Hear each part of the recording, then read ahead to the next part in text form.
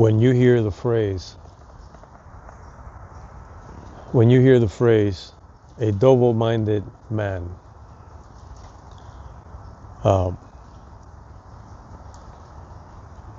in reference to a man that can't really make up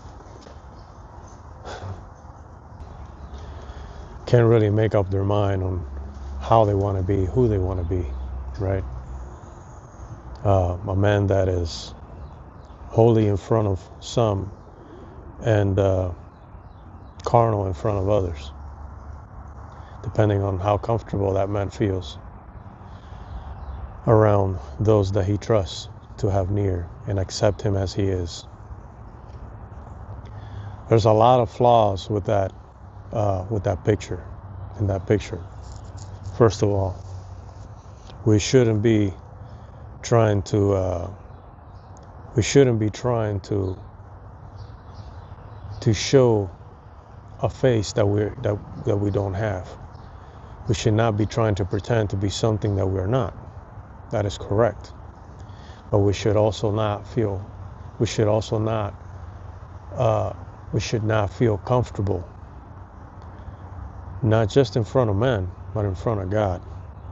First and foremost, staying the way that we are. Because if you have truly made that prayer and you have truly made that change of heart, your utmost concern is to submit to the convictions of the Spirit that comes and helps you, as the helper is set out to do, helps you to renew your mind. So any man that finds themselves in a double mind, whether it's something you witness or something that you struggle with yourself, is a man that is not truly submitted to the Spirit of the Father in that process. So it's not that you should pretend. You shouldn't pretend to be anything you're not.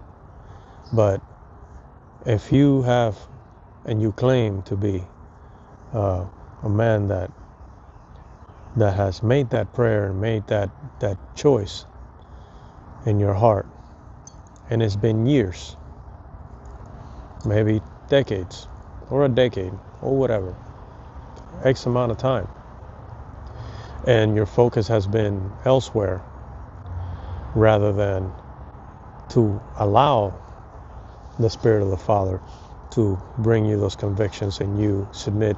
Not that the Spirit of the Father is going to convict you no matter what. It's not about the Spirit of the Father not doing his job. It's about whether we are doing our part in submitting ourselves to those convictions.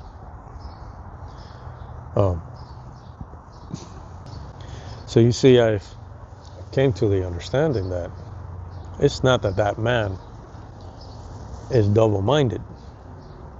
And I'm sure that if you dig deep enough into the text, you find a more definitive translation that would explain exactly what I'm saying. It's not that the man is double-minded in the sense of that he doesn't know what he's doing. Double-minded in the sense that, yeah, they're all of us, as the parable of the men in the field. They both grow together, the wheats and the tares, all the way to the harvest, to the time of harvest. And then what is not good is thrown into the furnace, and what is good is collected and kept, right? So that's the way we are inside as we progress with the Father. But that parable can be easily misunderstood to those that are not in tune with the Spirit of the Father. And it's not that man is double-minded as much as that man is not submitting to the Spirit of the Father in that process. Because you cannot serve two masters, as the text instructs us, right? You cannot serve two masters. You can only serve the one and despise the other, vice versa, right? So if it has been a significant amount of time, there's to be expected a significant amount of submission that shows in the fruits. That if you can see, if you have a decent amount of discernment, you can see those fruits in men. So it's not that the man has two ways of acting here and there. It's that the man is consciously making a decision on how he wants to act. Because if he did indeed make that prayer and make that wholehearted choice and decision to change his path, to change his way of heart, of thinking, and accepting a higher form of self progression, which would be accepting the Christ, accepting the Messiah, accepting Yeshua HaMashiach, then it's to be expected for that man to make good decisions that show his quality of character, both in front of certain folks that may not know them so well, and in front of folks that know them very well. But there's something to be said. It's like the good text tells us, right? By the fruits you will know them. So what are the fruits? What are the fruits of certain men when they're out in a public setting? Men that claim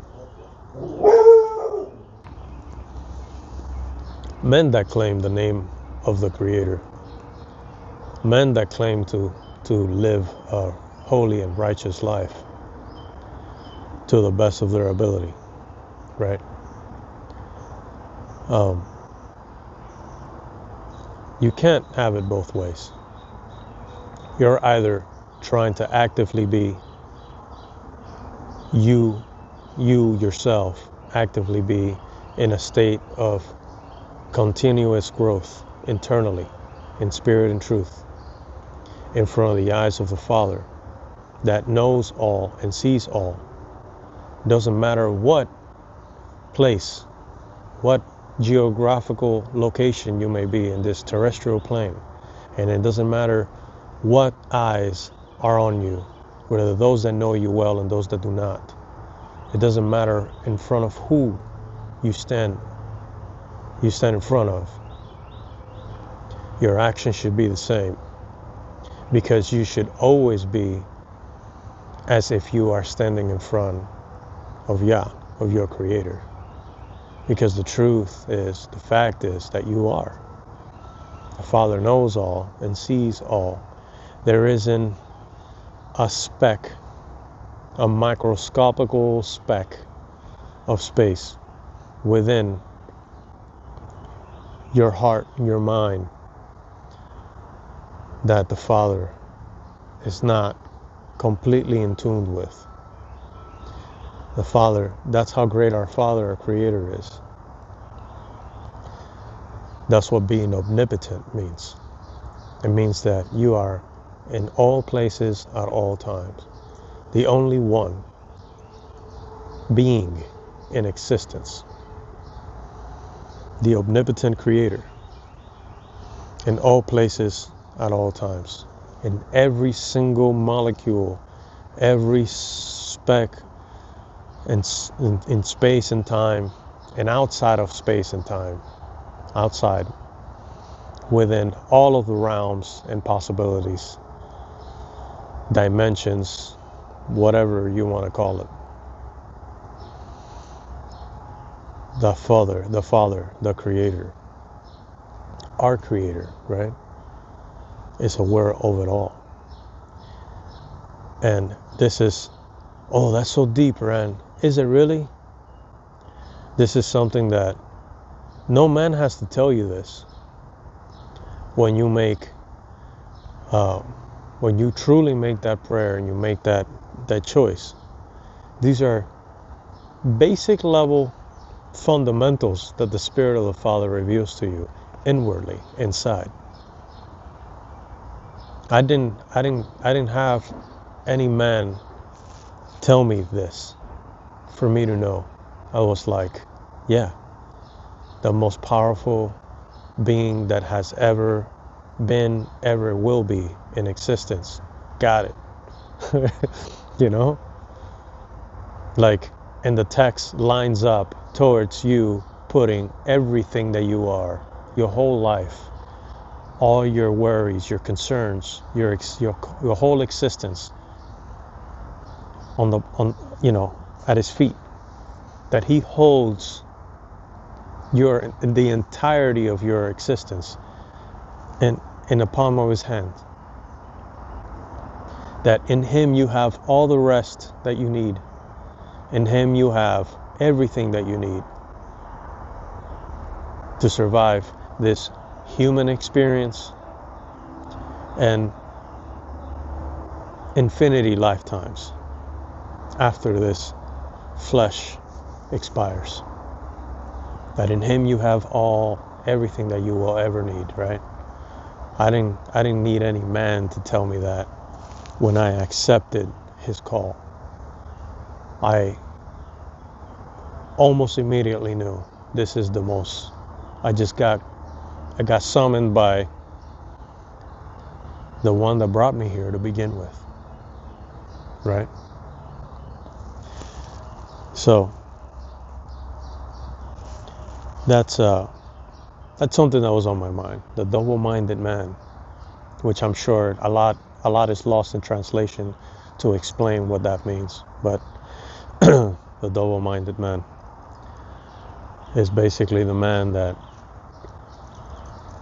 we would think is a double mind, but there's a very one-minded decision there.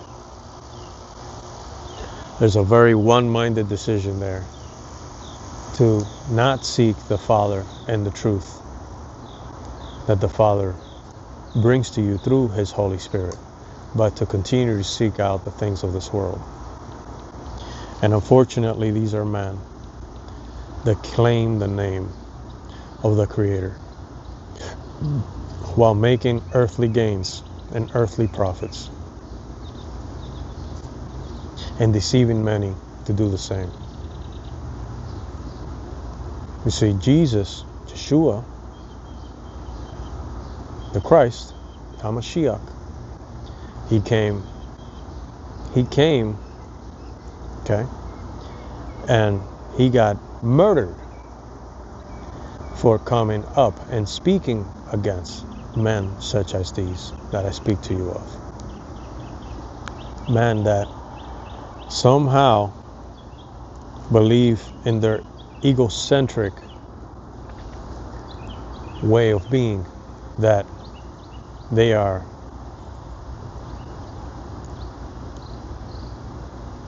cannot be wrong. These men pretend to be submitted to the Spirit of the Father. They pretend to be a person that is people that are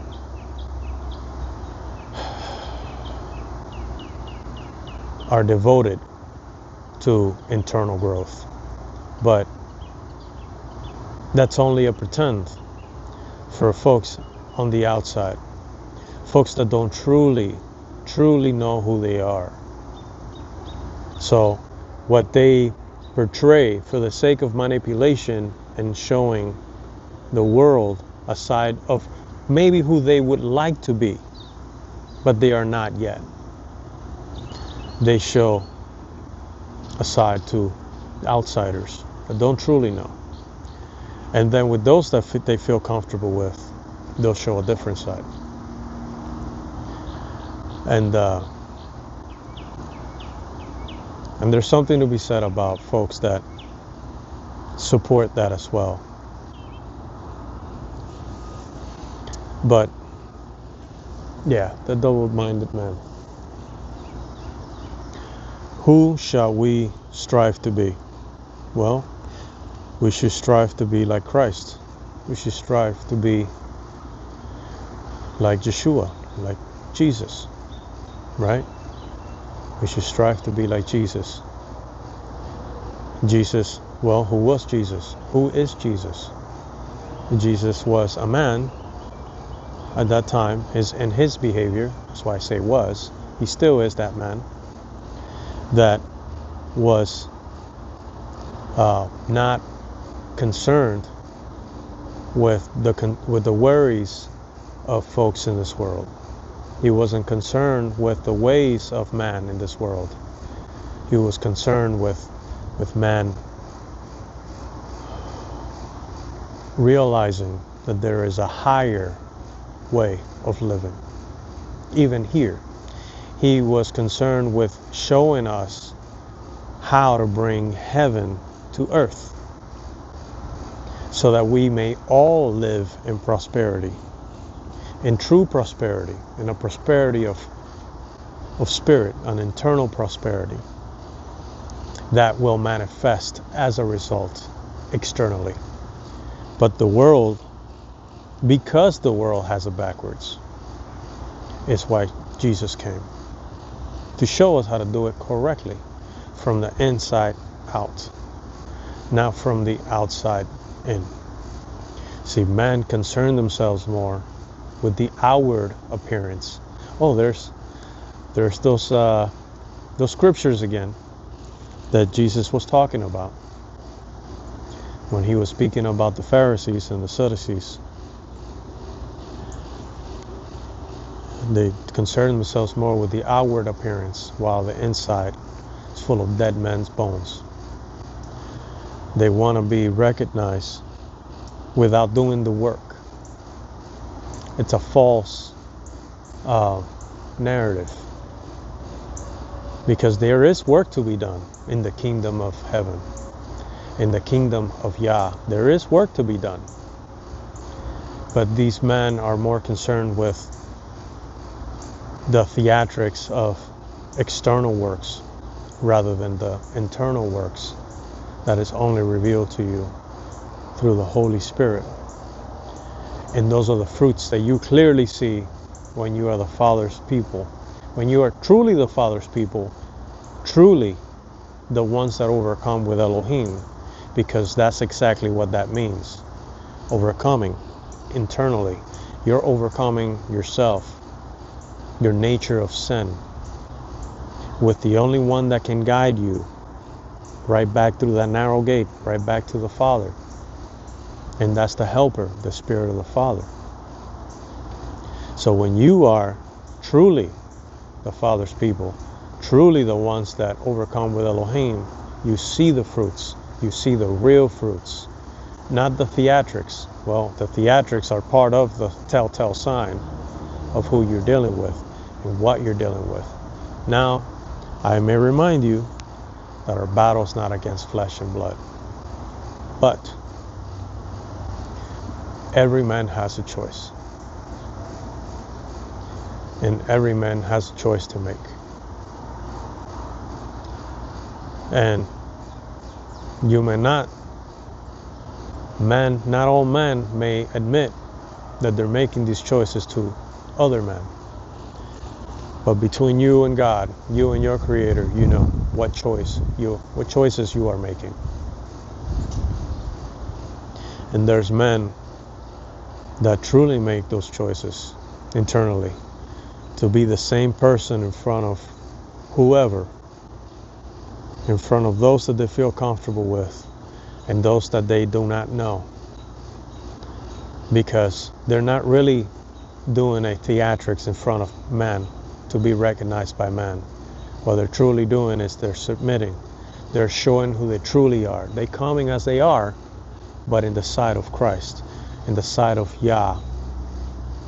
And if if you live your life as if you're in the side of Yah, every second of your life, internally, with integrity, in front of your omnipotent creator, those fruits will show to those that have eyes to see. They will show. That's why Yeshua was warning his disciples, you will know them by their fruits. You will know them by their fruits. Those that he called for his purpose. Though there are many out there that say, Rabbi, Rabbi, Father, Father, right? And the time's going to come where he's going to be like, hey, depart from me. I never knew you. Because the heart condition is what the Father will see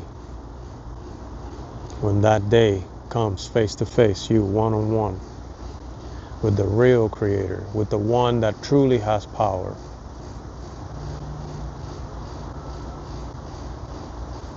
To decide the outcome of your eternity. Right?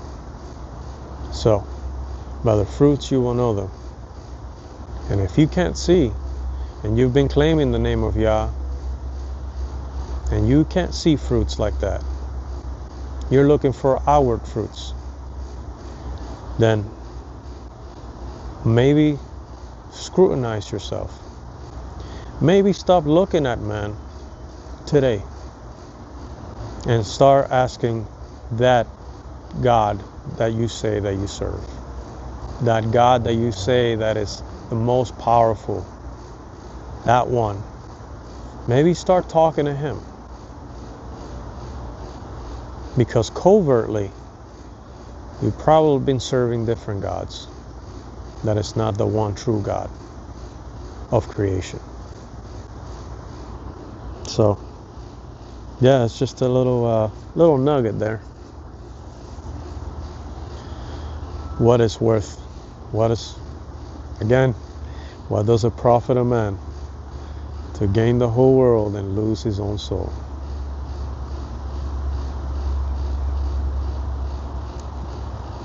Let your kingdom come, your will be done, on earth as it is in heaven. But in order for that to happen on earth, we first have to know what heaven looks like.